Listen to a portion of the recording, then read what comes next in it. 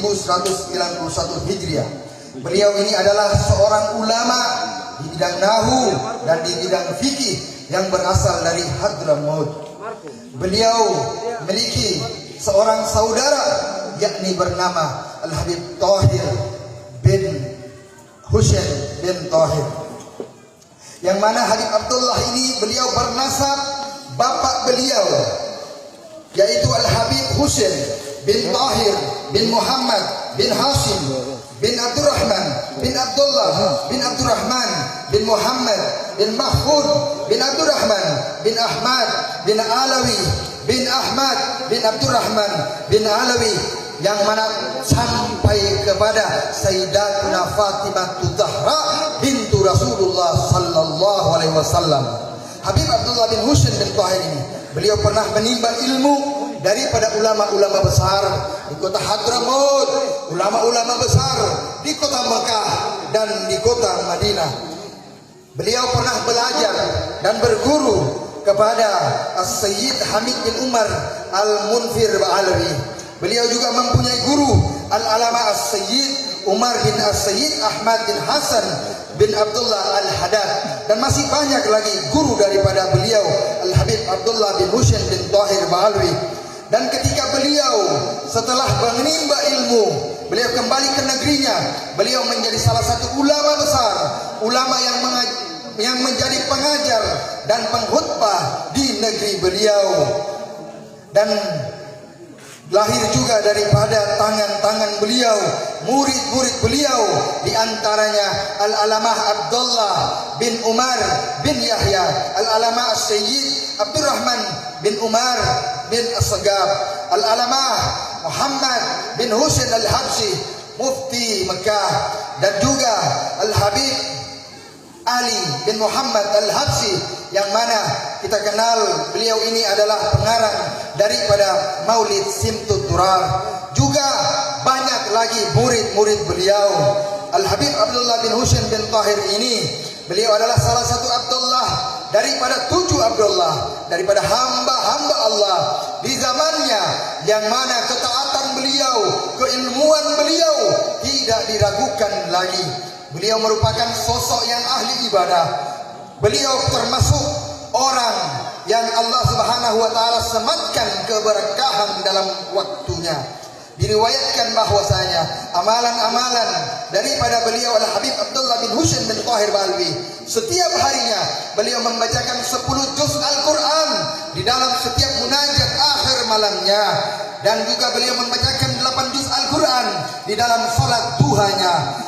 Dan beliau juga, mulut beliau juga selalu basah dengan kalimat-kalimat zikir mengingat Allah, dengan bersalawat kepada Nabi Muhammad sallallahu alaihi wasallam, yang mana beliau bersalawat kurang lebih 25.000 kali setiap harinya, berzikir 25.000 kali setiap harinya, bertasbih 25.000 kali setiap harinya, bertahlil 25.000 kali seharinya, dan masih banyak juga amalan-amalan yang beliau kerjakan. Sehingga pernah diriwayatkan oleh murid kesayangan beliau Al-Habib Abdullah bin Muhammad Al-Habsyi, Al-Habib Ali bin Muhammad Al-Habsyi, penggubah daripada Maulid Simtud Durar, ketika disuruh menyebutkan amalan daripada gurunya Al-Habib Abdullah bin Husain bin Thahir, beliau mengatakan bahwa seandainya seorang penulis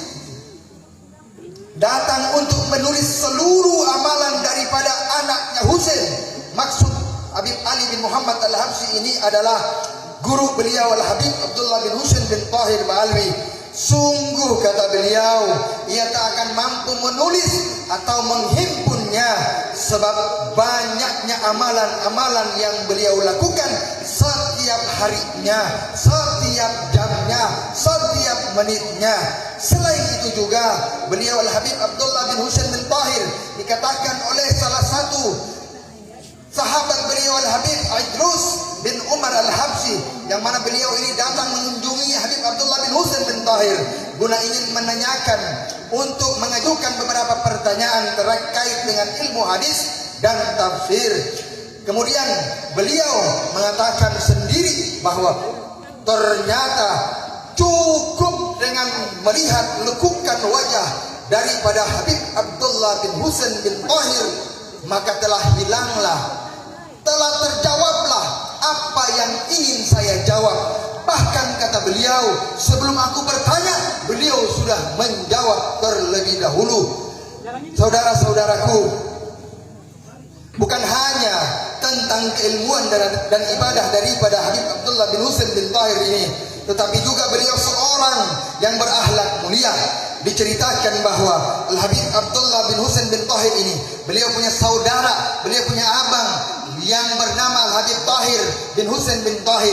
Saking cintanya, taatnya kepada kakak-kakaknya, ketika kakaknya berada di lantai bawah, tidak akan mungkin Habib Abdullah dia naik lebih tinggi daripada kakaknya.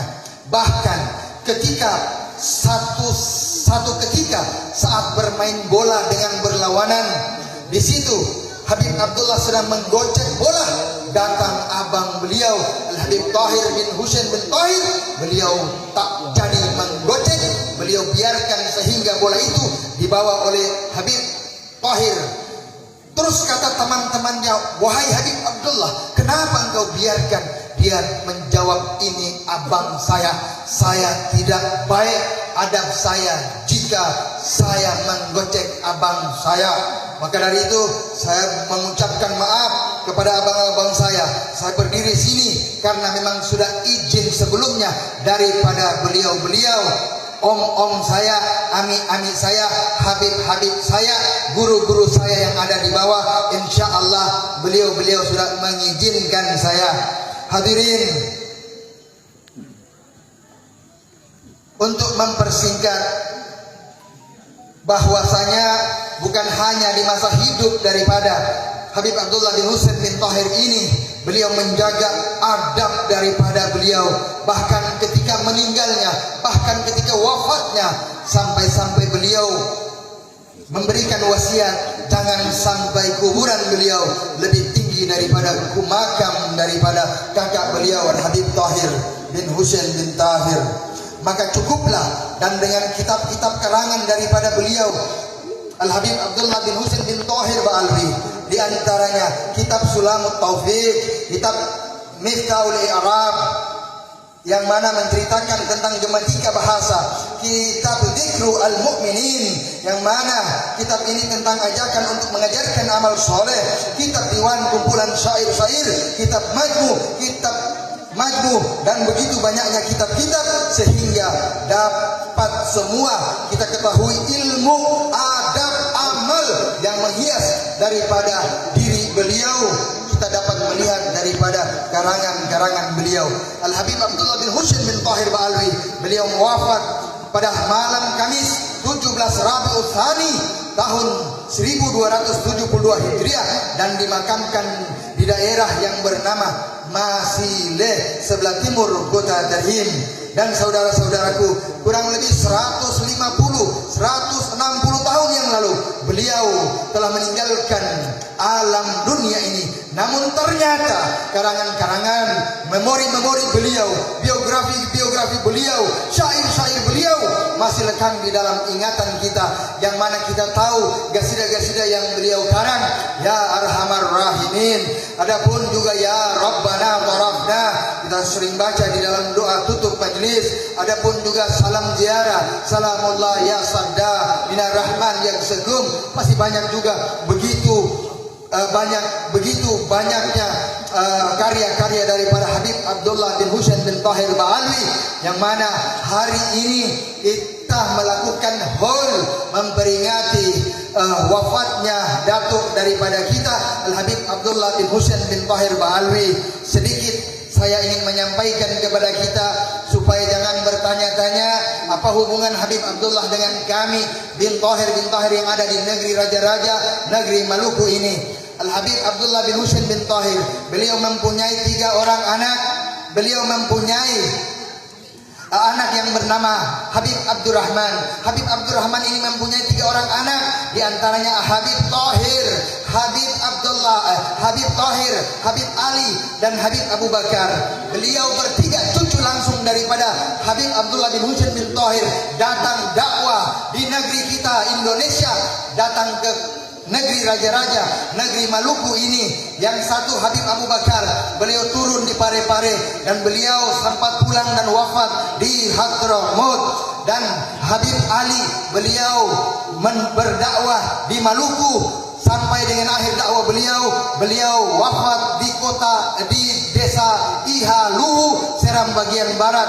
Dan saudara daripada beliau Al Habib Tahir bin Abdurrahman, yang mana beliau di akhir beliau wafat di SBT Seram bagian timur, di tepatnya di negeri Geser. Turun daripada Habib Ali Luhu, turun kepada anaknya yang bernama Habib Abdullah. Habib Abdullah ini mempunyai saudara namanya Habib Husain, beliau wafat di Hulung. Habib Husain ini turunlah kepada Habib Muhammad Al-Bagir, yang mana beliau punya abah namanya Habib Ali bin Alwi, yang pernah datang untuk mengisi di dalam hall tahun yang lalu. Sedangkan Habib Abdullah, kita punya datuk anak daripada Habib Ali Ihalu, beliau wafat di Tulehu. Beliau punya anak namanya Habib Ali bin Abdullah, yang mana pernah Habib Ali ini beliau menjabat sebagai raja negeri Laha. Dan beliau punya anak namanya Habib Hasan, Habib Fadil, Habib Alwi, Habib Agil. Dan turunlah ke kami anak-anak daripada, anak cucu daripada Habib Abdullah bin Husain bin Tahir Ba'alwi. Kami sebagai anak cucu memohon doa daripada seluruh hadirin hadirat jamaah umat baginda Nabi. Doakan kami supaya kami bisa istiqamah, berusaha untuk membawa ilmu, membawa adab daripada datuk-datuk kami, terkhusus kepada Habib Abdullah bin Husain bin Tahir yang menyambung kepada baginda Nabi Muhammad sallallahu alaihi wasallam.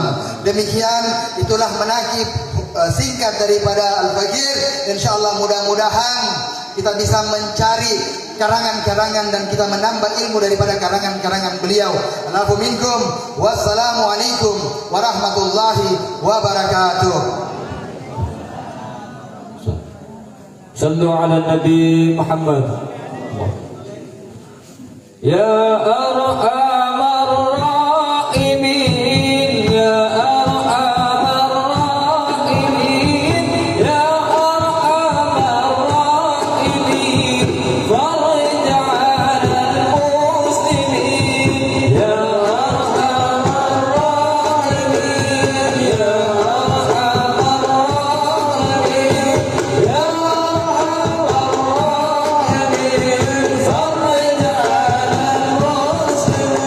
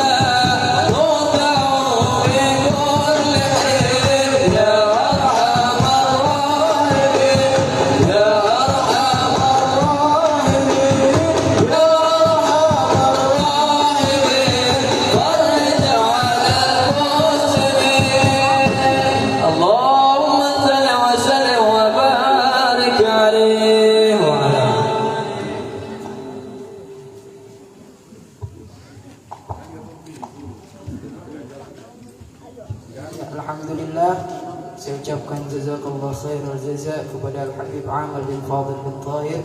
Alhamdulillah telah kita dengar juga manaqib Habib Abdullah bin Husain bin Tahir. Semoga dengan keberkahan daripada Al-Habib Abdullah bin Husain bin Tahir, Allah turunkan rahmat kepada kita semua dan Allah angkat seluruh musibah yang akan datang di bumi raja-raja ini, wabil khusus kota Ambon. Para hadirin wal hadirat yang dimuliakan oleh Allah Subhanahu wa taala, kita lanjut pada acara yakni yang ditunggu-tunggu oleh kita semua, yakni tausiah dari guru kita Al-Habib Muhammad Al-Baqir bin Ali bin Tahir dan Al-Habib Rifki Al-Durus. Sallu ala Nabi Muhammad. Sallu ala Nabi Muhammad. Allahumma salli alaihi.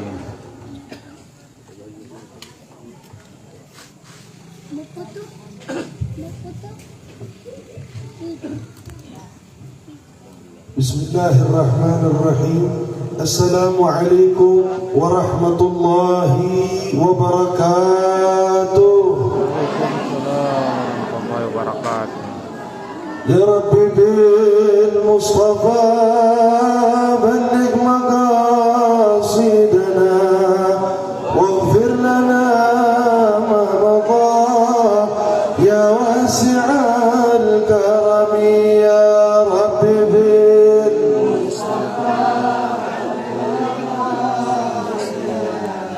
واغفر لنا ما مضى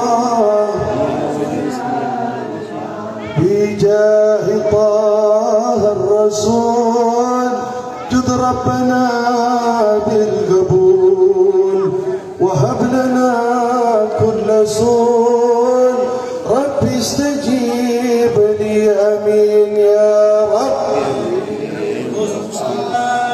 بلغ مقاصدنا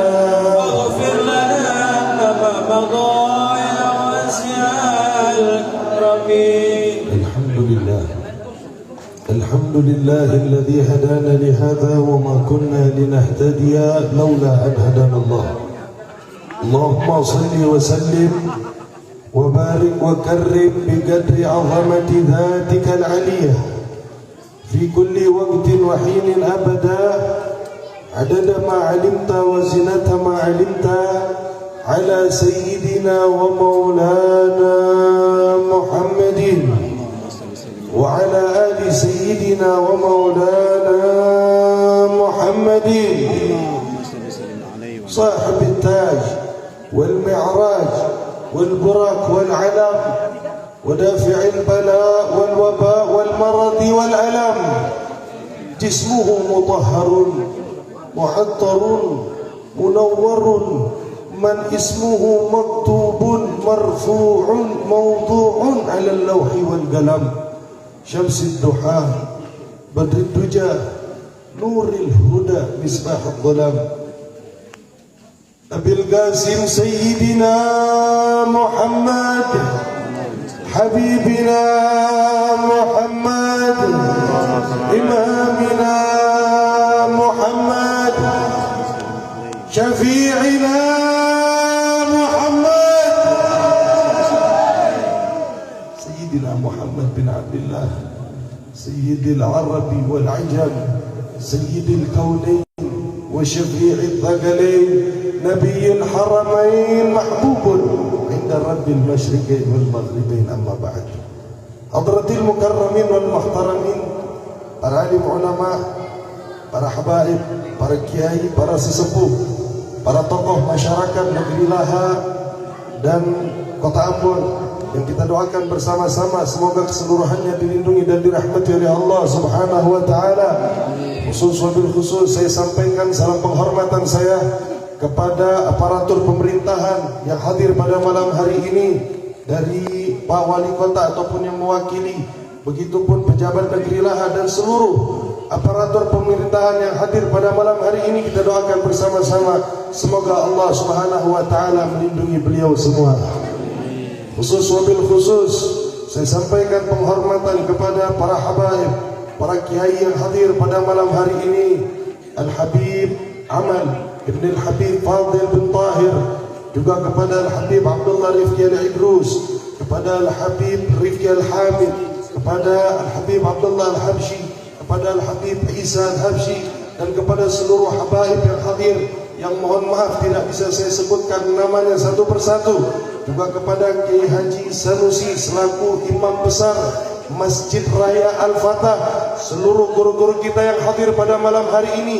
Kita doakan semoga Allah Subhanahu wa taala panjangkan umur beliau semua dalam keadaan sehat wal afiat, taat kepada Allah, taat kepada Rasul, diluaskan rezekinya, dimudahkan urusannya, diangkat penyakitnya. Amin ya rabbal. Tak kalah pentingnya saya sampaikan salam penghormatan saya, salam cinta saya kepada tetamu Rasulullah sallallahu alaihi wasallam, karena sesungguhnya Bapak Ibu sekalian, kita hadir ke majelis ini bukan memenuhi undangan panitia. Bahkan kami pun yang datang dari Jakarta bukan memenuhi undangan panitia ataupun undangan Habib Amal, bukan. Kita semua bisa berkumpul di majelis ini pada malam hari ini. Kita semua diundang oleh Nabiuna Muhammad. Kita diundang oleh Rasulullah sallallahu alaihi wasallam. Karena Allah kalau ingin menentukan sesuatu, Allah ingin mentakdirkan sesuatu, cukup Allah bilang, "Idza arada syai'an ay yaqula lahu kun." Allah cukup bilang jadi, maka terjadi. Sangat mudah bagi Allah untuk menentukan sesuatu. Tapi tahukah kita, Allah memiliki konsekuensi di dalam hukum yang lain. Nabi bersabda, "Idza aradallahu syai'an hayya al-asbab." Allah jika ingin mentakdirkan sesuatu, ingin menentukan sesuatu, Allah akan persiapkan sebabnya. Seorang pembisnis tidak akan menjadi pembisnis yang sukses tanpa melalui proses belajar tentang ilmu bisnis. Betul? Begitupun kita semua tidak akan dicintai oleh Nabi, tidak akan digembirakan oleh Nabi, tidak akan diperhatikan oleh Nabi, tidak akan diundang oleh Nabi sebelum kita mencintai, merindukan, memperhatikan dan mengundang Nabi Muhammad sallallahu alaihi wasallam. Maka kita memohon kepada Allah, angkat tangannya dengan keberkahan maulid, dengan keberkahan salawat yang kita bacakan, dengan keberkahan guru-guru kita yang hadir pada malam hari ini. Moga Allah Subhanahu wa taala tidak pulangkan kita dari majelis yang mulia ini terkecuali yang punya dosa, dosanya diampuni oleh Allah. Yang punya hajat, hajatnya dikabulkan oleh Allah. Yang rezekinya masih sulit, diluaskan rezekinya oleh Allah. Yang belum bertemu dengan jodohnya, cepat dipertemukan dengan jodohnya oleh Allah. Yang belum punya keturunan, diberikan keturunan oleh Allah. Yang keluarganya masih suka cekcok, suka berantem, suami sama istri, anak suka durhaka sama orang tua, semoga dengan keberkahan maulid, pulang dari majelis maulid, Allah jadikan keluarganya keluarga yang sakinah, mawaddah warahmah. Amin ya rabbal.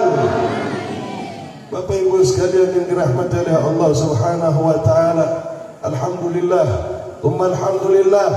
Ucapan hamdalah ini luar biasa. Hanya ucapan ini yang paling pantas kita ucapkan pada malam hari ini, karena luar biasa Allah pilih pada malam hari ini kita semua untuk menjadi tamu undangannya Nabi Muhammad sallallahu alaihi wasallam. Gak sembarangan Allah pilih kita. Kalau Allah sudah pilih umatnya menjadi tamu orang kaya, sesuatu yang biasa. Menjadi tamu pejabat, sesuatu yang biasa. Tapi kalau Allah sudah pilih hambanya untuk menjadi tamu seseorang yang Allah gandengkan namanya di sisi Allah Subhanahu wa taala, ini merupakan hari raya untuk kita semua. Ini hari insya Allah menjadi hari yang bersejarah, bukan untuk di dunia, tapi hari yang bersejarah kelak di yaumil qiyamah. Karena lisan-lisan yang pada malam hari ini basah dengan solawat, basah dengan salam kepada Nabi, lisan-lisan itu nanti yang akan dipilih oleh Allah untuk dibasahi oleh telaga Kausar dari tangannya Nabi Muhammad sallallahu alaihi wasallam.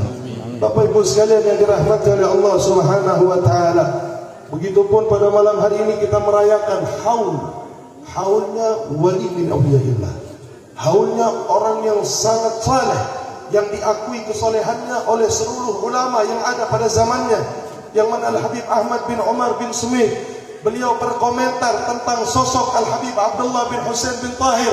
Apa kata beliau?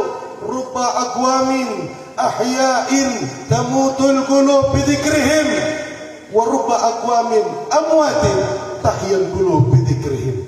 Berapa banyak kaum yang hidup jasadnya, hidup matanya, hidup telinganya, hidup lisannya, ruhnya ada di dalam jasadnya, namun menjadi sebab banyaknya hati mati, menjadi sebab banyaknya ruh tidak bercahaya, menjadi sebab banyaknya jasad ada ruhnya, namun seakan-akan jasad tersebut tidak memiliki ruh. Apa maksudnya?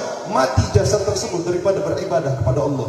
Tapi berapa banyak satu jasad matanya tidak hidup, jasad ini telinganya tidak hidup, ruhnya sudah dicabut oleh Allah, akan tetapi menjadi sebab hati-hati kita yang mati hidup di sisi Allah Subhanahu wa taala.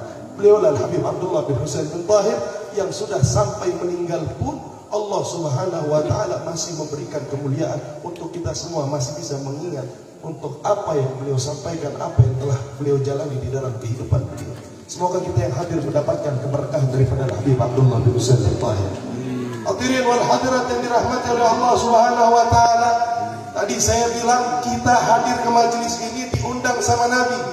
Kita hadir di majelis ini menjadi tamunya Nabi.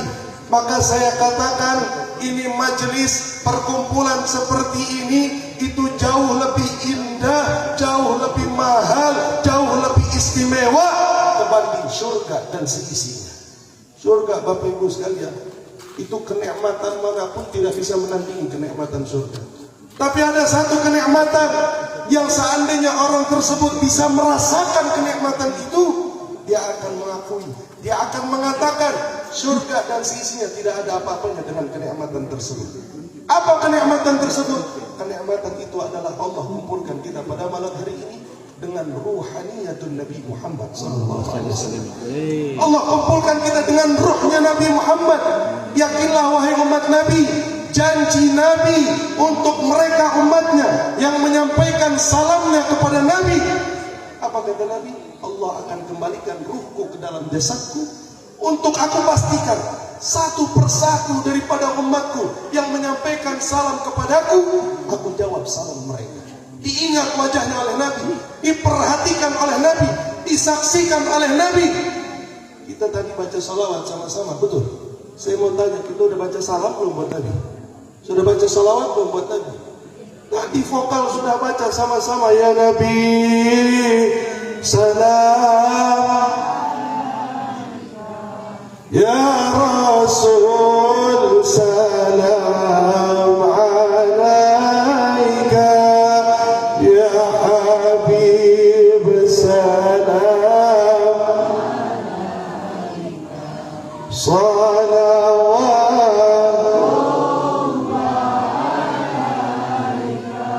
Kita kirim salam buat Nabi.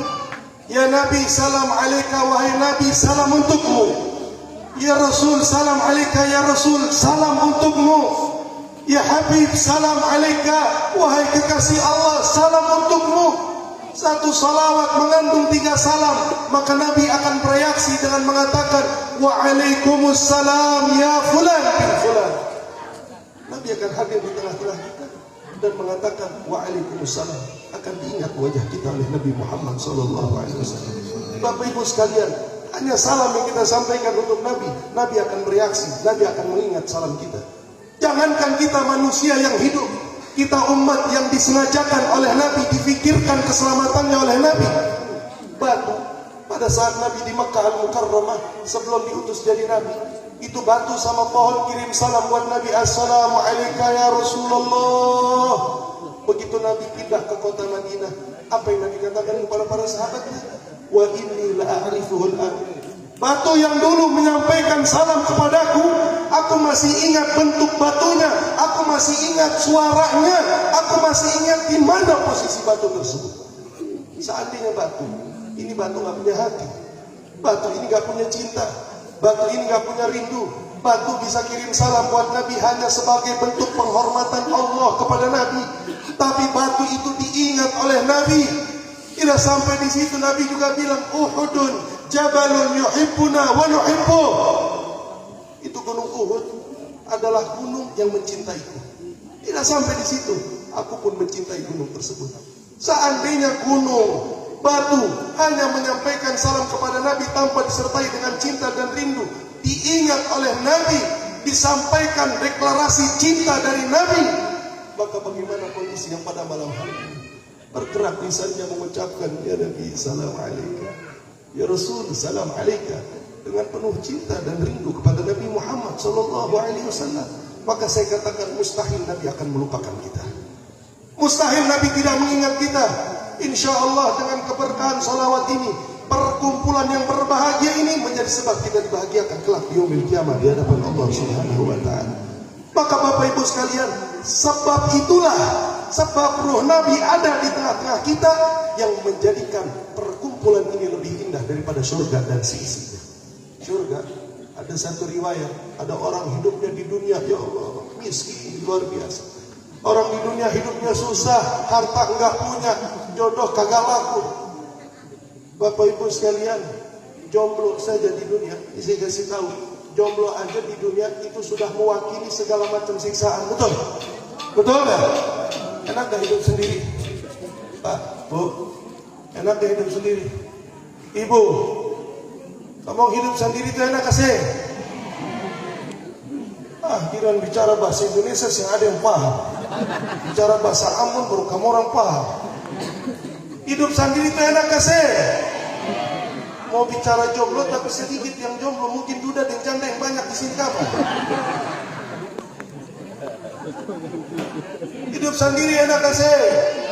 Enak, jam sendiri. Punya satu saja kadang-kadang kalau laki-laki dihadap satu ini dia masih mau tambah dua, betul?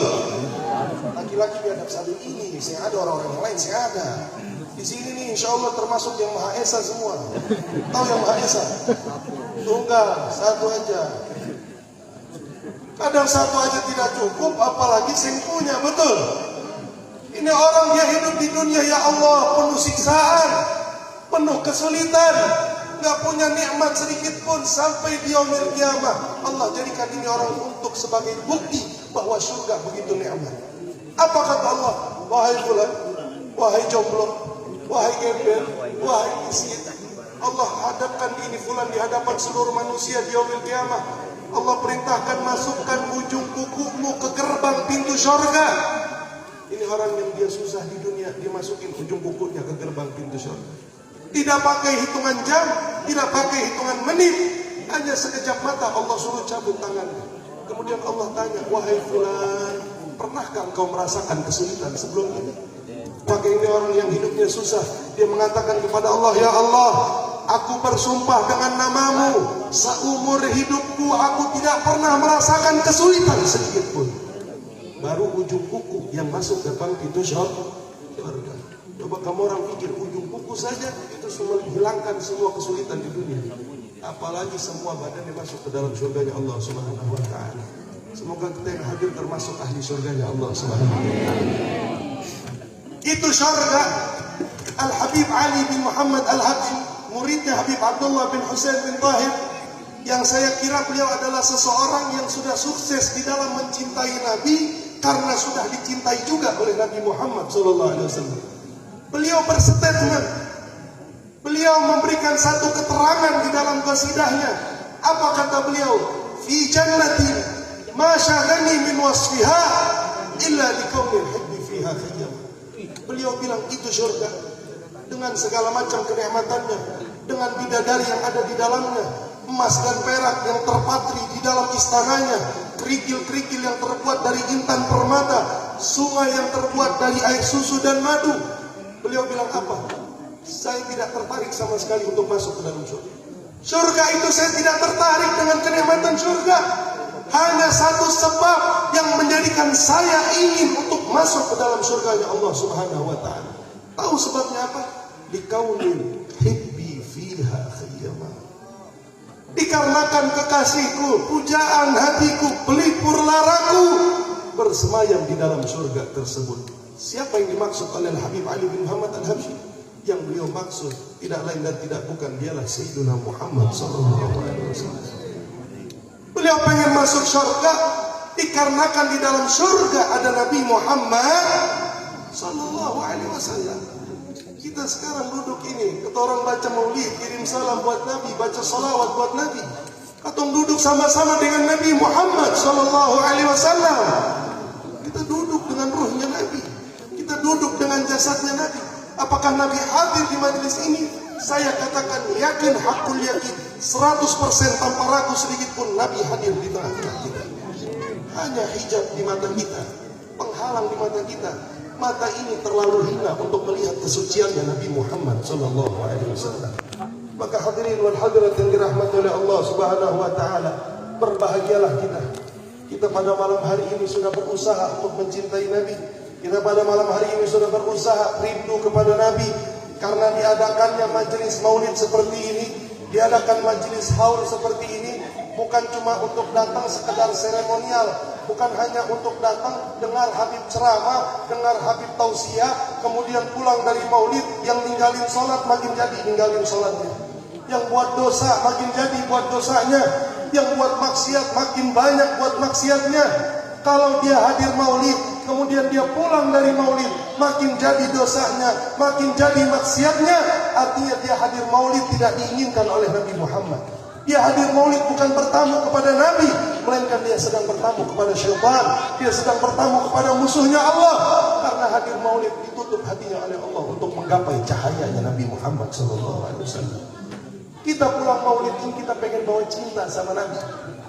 Supaya apa, Ben? Ketong cari cinta ini biar apa? Sebegitu pentingkah cintanya Nabi untuk kita? Bapak Ibu sekalian, dari kecilai ketong sok guru-guru so ajar ketong menyanyi orang Ambon pun lagu, kasih ibu kepada beta tak terhingga sepanjang. Itu saya tahu lagu. Dia pun lagu nada bagaimana saya tahu. Itu kasih ibu, kasih kepada, betul, tak terhingga. Itu kalau orang Ambon itu bilang sepanjang masa. Jadi Habib Rifki jangan aneh. Habib Rifki hari itu jadi kata orang itu kalau bilang itu bilang saya ada tuh. Jadi semua. Jadi orang Jakarta itu bilang papeda, papeda. Gitu. Tapi kalau kata orang Ambon bilang papeda, betul. Itu lagu kasih ibu kepada beta tak terhingga sepanjang masa. Saya tambahin, masa di sini hanya sebatas masa di dunia. Tapi ketorong orang tua itu cinta dengan ketong luar biasa. Cinta sama kita anak ini luar biasa. Suami sama istri cinta luar biasa. Istri kepada suami cinta luar biasa. Saya katakan Bapak Ibu sekalian, cinta seluruh makhluk yang ada di dunia ini hanya sebatas di dunia saja. Kalau semasuk di akhirat susah ada cinta. Itu cinta itu semua palsu. Ibu nanti lari dari anak, bapak lari dari anak lari dari orang tua. Sekarang saya mau tanya sama bapak ini semua, bapak cinta kasih yang di ibu? Bapak, kamu jahat nih. Waktu sebut kau bintu tazwijah, saya terima nikah dan kawinnya dengan mahar sekian dibayar tunai. Cinta kasih yang di ibu? Sudah jawab saja cinta kasih. Ibu cinta kasih yang di bapak? Cinta. Ini beta kasih bukti kalau kata cinta itu terbatas. Orang namanya umur itu kan pasti habis, betul. Orang hidup pasti mati, betul sih. Bapak pulang dari majelis, hadir majelis Jalsatul Falah bersama Habib Aman bin Tahir. Begitu hadir majelis, karena ibu hadir duluan, ibu pulang ke muka. Ibu pulang duluan ke rumah. Ini contoh ibu. Mudah-mudahan yang hadir panjang umur semua. Kalaupun Allah harus cabut nyawanya, meninggal dalam keadaan husnul khatimah. Begitu ibu pulang sampai rumah, ibu buka pintu rumah, ada lihat 2 koper di depan rumah. Begitu ibu buka koper, ternyata isinya uang. Amin, Bu. Amin. Ini namanya ketiban rezeki. Begitu ibu lihat uang 2 koper di depan rumah, full koper dengan uang warna merah 100 ribuan semua. Karena saya pernah lihat uang banyak begitu, akhirnya kena serangan jantung. Kena serangan jantung, meninggal dunia. Bapak dengan senang pulang dari majelis Al-Falah, majelis Jalsatul Falah.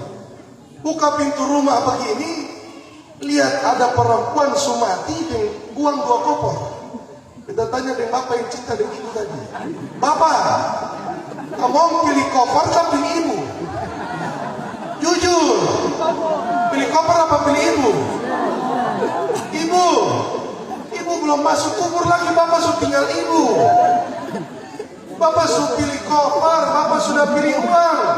Ibu belum masuk di kubur. Siapa yang mau lihat perempuan sudah meninggal begitu? Betul gak sih bapak? Ibu mau bukti yang lebih valid, mau bukti yang lebih nyata? Ini lihat, kita tanya bapak-bapak ini. Bapak, itu uang 2 koper buat apa? Kawin baru. Ini bukti kalau ketemu cinta itu terbatas, betul? Kita semua cinta terbatas. Buktinya apa? Habib, itu lagu yang karang pahlawan. Allah yang bilang di dalam Al-Quran. Apa kata Allah Subhanahu wa taala? Yauma yafirrul mar'u min akhihi wa ummihi wa abihi wa sahibatihi wa banihi likulli imri'in minhum yauma idzin sya'nun yughni. Nanti di hari kiamat, ketika semua kebingungan memikirkan dirinya sendiri, karena nanti di hari kiamat di atas kepala kita, ini saya sumpah dengan nama Allah, kita yang berhadapan pada malam hari ini, kita akan berhadapan kelak di hadapan Allah Subhanahu wa taala. Di atas kepala manusia terdapat matahari yang jaraknya kata Nabi Muhammad qadra mil, 1 mil. Matahari sekarang di atas kepala jutaan mil. Coba kita pergi ke Afrika yang negara iklim panas luar biasa. Berdiri di tengah padang pasir terik, matahari sedang panas-panasnya. Berdiri 1 jam saja, kira-kira kita kuat tidak? Tidak kuat. Telur aja ditaruh 10 menit langsung matang. Apalagi kita. Nanti di hari kiamat itu matahari di atas kepala 1 mil. Mil ada yang mengatakan itu 1.000 kilometer. Ada yang mengatakan mil di sini adalah alat buat celak mata. Sifat mata itu namanya mil. Nanti di atas kepala bukan 1 matahari untuk sama-sama, bukan. Di atas kepala kita ini 1 kepala, 1 matahari akan Allah ciptakan. Pada kondisi seperti itu, kita ingin meminta tolong kepada siapa? Kita ingin memohon syafaat kepada siapa? Hanya 1 makhluk yang syafaatnya diterima oleh Allah Subhanahu wa taala, Nabi Muhammad sallallahu alaihi wasallam. Pada saat itu nanti ibu akan lari dari anak, bapak akan lari dari anak, suami lari dari istri. Begitupun istri akan meninggalkan suami. Jangankan kita manusia biasa, Anbiya wa Rasul, Nabi Musa, Nabi Isa, Nabi Ibrahim, Nabi Nuh, Nabi Yunus, mereka akan kocar-kacir lari meninggalkan umatnya. Hanya 1 makhluk, hanya 1 manusia. Dia suami kita bukan, dia anak kita bukan, dia keluarga kita bukan, tapi anak, keluarga, cucu ditunda untuk masuk ke dalam surga karena memikirkan anak dan keluarga kita. Hasan wal Husain sudah berdiri di depan pintu surga. Fatimah Zahra sudah berdiri di hadapan pintu surga. Khadijah al-Kubra, istri Rasulullah, sudah berdiri di depan pintu surga. Keluarga Nabi akan bilang, ya Rasul, kapan kita masuk ke dalam pintu surga? Karena surga tidak akan dibuka sebelum Nabi Muhammad masuk ke dalam pintu surga. Apa jawaban Nabi? Yang bukan orang tua kita, bukan keluarga kita. Nabi bilang sama anak istrinya, sama cucu-cucunya, aku tidak akan masuk ke dalam surga sebelum aku pastikan seluruh umatku selamat masuk ke dalam surganya Allah Subhanahu wa taala. Anak istrinya ditunda masuk surga karena memikirkan anak istri kita. Cinta ini yang kita cari di dalam majelis maulid. Cinta seperti ini yang kita cari di majelis taklim seperti ini. Bapak Ibu sekalian, cukup Nabi berkorban untuk kita. Cukup Nabi berjuang untuk kita. Sekarang kita yang berkorban untuk Nabi. Kita yang berjuang untuk Nabi. Saya mau tanya, orang kalau cinta, kira-kira mungkin nggak? Ini cintanya tulus. Mungkin tidak. Dia mengecewakan orang yang dicintai. Mungkin tidak. Tidak mungkin. Kita mengaku cinta kepada Nabi, mengaku rindu kepada Nabi, tapi kita setiap hari kerjaannya mengecewakan Nabi Muhammad SAW. Tapi Nabi bisa kecewa juga sama kita. Allah katakan dengan lantang di dalam Al-Quran. Apa kata Allah? Wa qul i'malu fa sayarallahu 'amalakum wa rasuluh. Kalian mau buat ibadah, silahkan. Kalian mau sholat, silahkan. Mau sedekah, silahkan. Mau maksiat, silahkan. Mau zina, silahkan. Tinggalkan sholat, tinggalkan. Mau berjudi, berjudi.